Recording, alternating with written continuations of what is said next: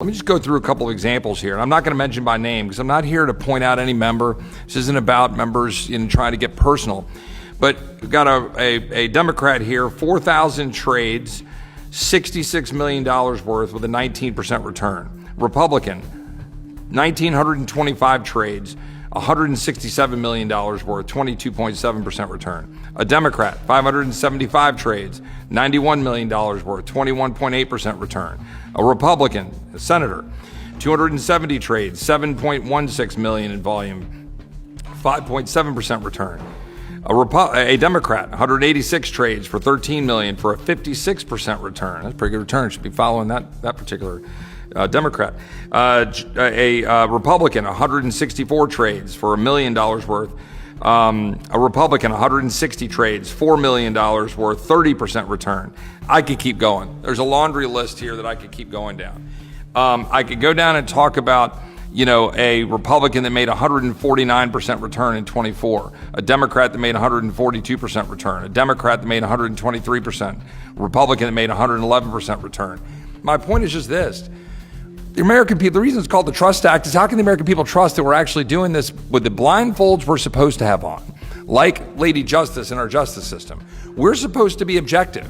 How can you be objective if you're looking at a question about breaking up big tech and judiciary, or a question about Section 230, or a question about healthcare policy when insurance companies and hospitals and pharmaceutical companies are rolling in government money?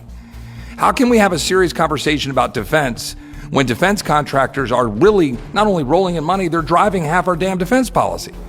And we're all sitting here and everybody's trading these stocks. So all we're trying to say is maybe, just maybe, we should put all these things in broadly held mutual funds.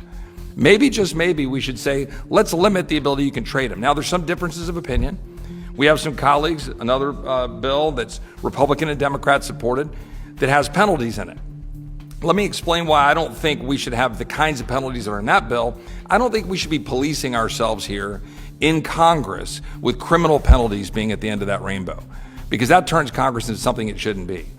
But I am interested in saying, well, if you break these ethics rules, if we were to adopt this legislation, maybe you're no longer a chairman.